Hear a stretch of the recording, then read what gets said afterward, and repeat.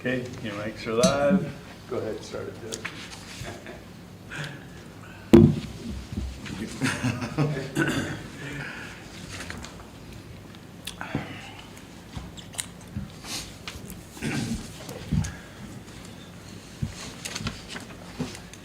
Good morning. Welcome to the Police 911 Communications and Fire Committee. It's December 6th, 2023. Present today is Councilman Hockett, Public Safety Commissioner Justin Day, City Attorney Paul Jensen, Chief of Police Mark Dvorak, and our 911 PSAP Administrator Andrea Potacek. Justin, you're going to hand it over to Mark. Mark, let's talk. All right. So for the police, we have Officer Fitzgerald. He's attending the academy, started last week.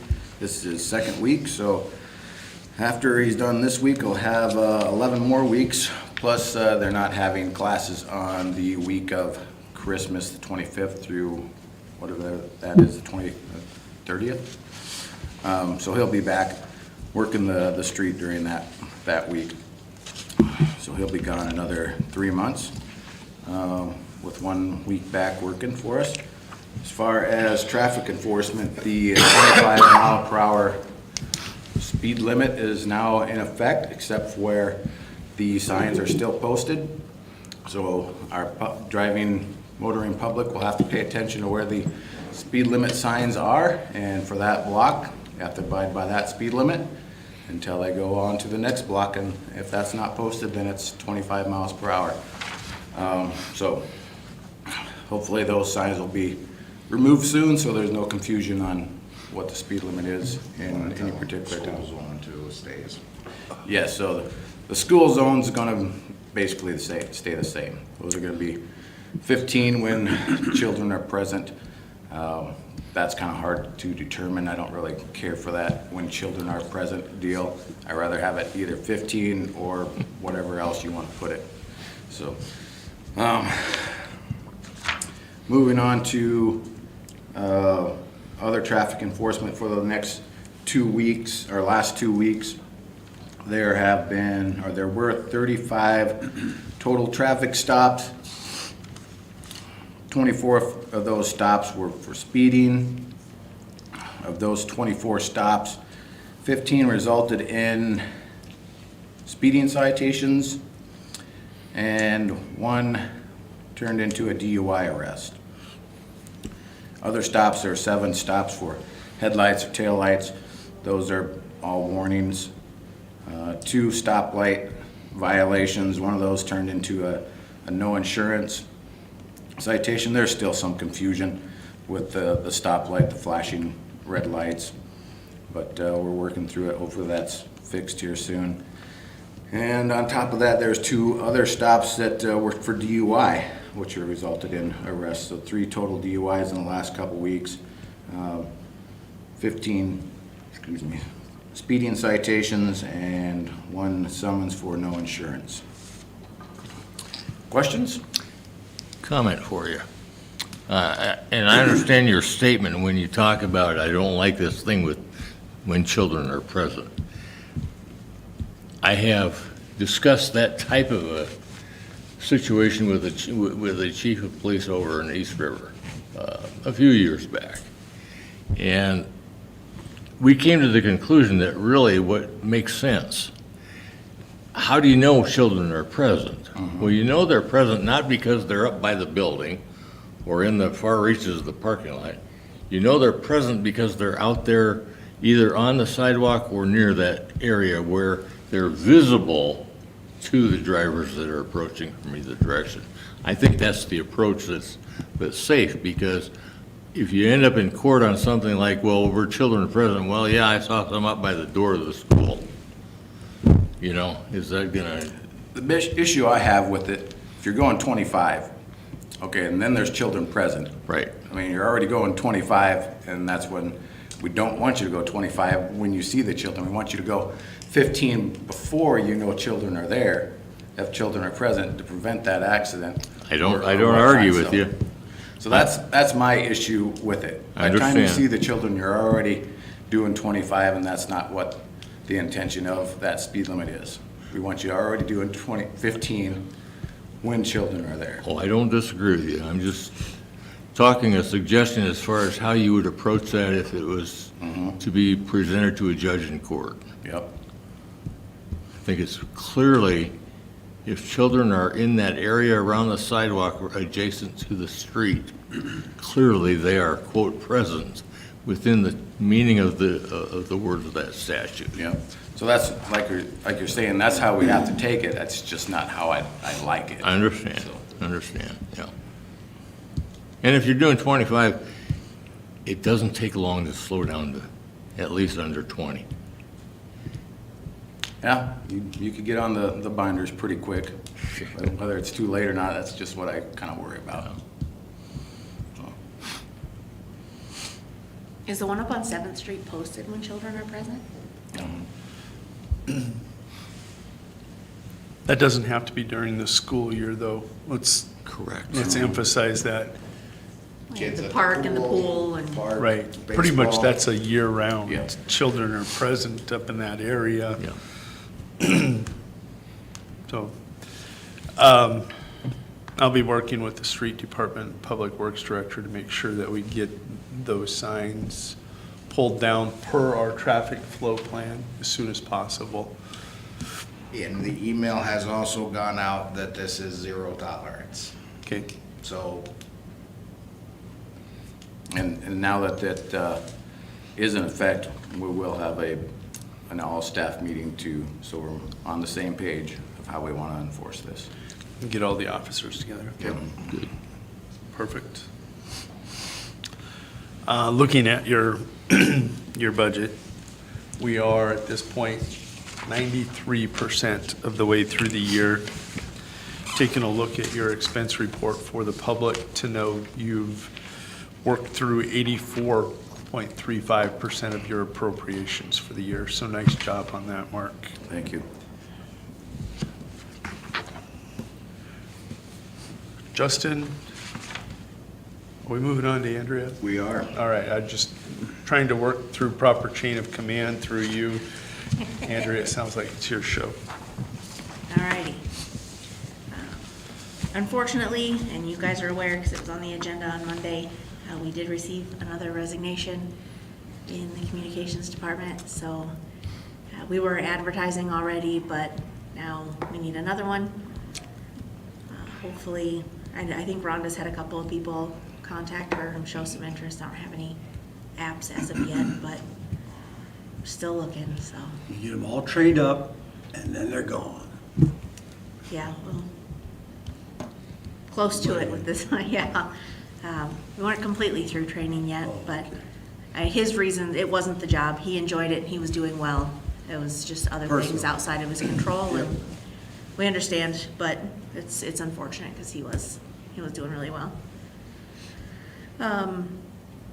Rate increase letters, I got those, worked with the finance office just to double check what the numbers are gonna look like for 2024. Got those letters written up and signed this morning, so I will get those out in the mail today, so we can let our agencies know what the 2024 rates will be for us.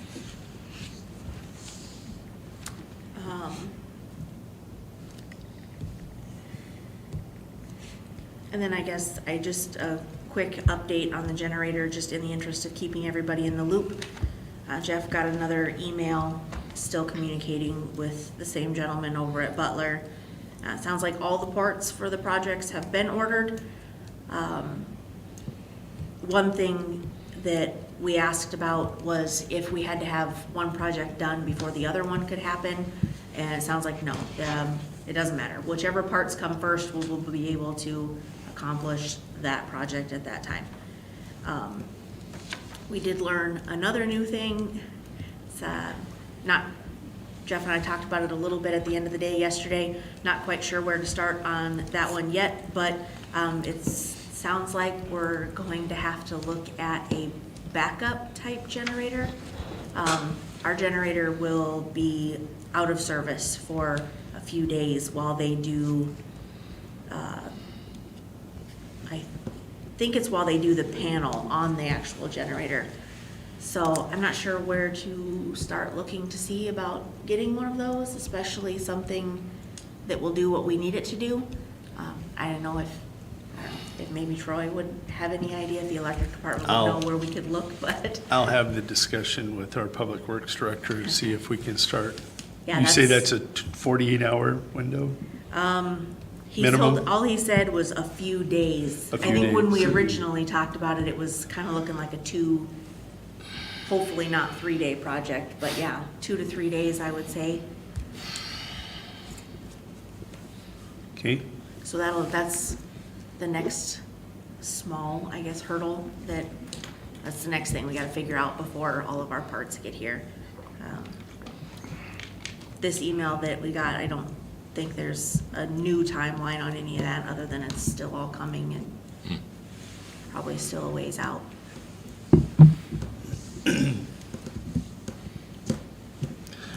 so just for the public, 90% of the way through, 93% of the way through the year, looking at your appropriated expense budget, nice job, you're at 76.32% as of today's report. Minding your Ps and Qs. With the transfer of the 498,506, it looks like you're at 97.5% of your revenues for the fiscal year. So, nice job there also, maintaining the plan. Last update, Justin, looks like you're, Yep, talked to handle that Jason one. this morning. He is going to be working on the quotes to see what it's gonna take to fix the roof. He did give me a little more detail about what it's doing. It probably isn't going to be an expensive fix. He said about the only time they start to see the drips is when it's raining hard and there is a severe wind behind it. So it may just be a example of Good. caulking in a certain spot. So they're gonna figure out what's exactly wrong with it, and then it should be a pretty easy fix. easy fix, Yeah, Good. cheap fix? yes. Not a new roof. No, not at all. So the only other thing is he did mention also that they are checking on the water heater down there because that's starting to act up, but he said it was a 2003 model. So then we both laughed because that's about when we both graduated. So we said, yeah, I feel like the water heater some days, just Wearing out. tired, worn out. So, yeah, so that's all he had for today's meeting. Well, looking at their budget, the appropriated budget, they're at 71.1. The one thing that you always have to look at is your personal services. That doesn't go in until we get all their call reports. That doesn't go out until, I think their assistant chief may send that to us. But otherwise, it looks like you have room to probably just barely get a water heater in there. So if you have to, you have to. Councilman Hockett, questions, concerns, Nope, comment? sounds good. I'm happy it's a cheap fix. Less costly, Yes, yes. possible big deal, and you'll work on the generator, so we don't have to buy an expensive generator. Maybe we could rent by, and maybe there's one available someplace, but you can work with Troy and get that taken care of. That'd be awesome. I know this isn't code enforcement, but one of the topics this morning was code enforcement, the courtesy notices that went out. And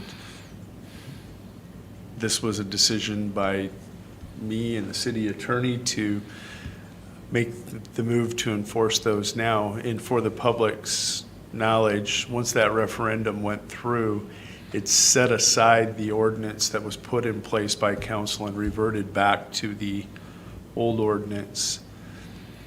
We had a choice at this point that we could either begin enforcing the ordinance that was on the books and look like we were bullying the public prior to an election, or we could wait until the election was done, and then if it does revert back, it looks like we're being punitive and angry if we wait.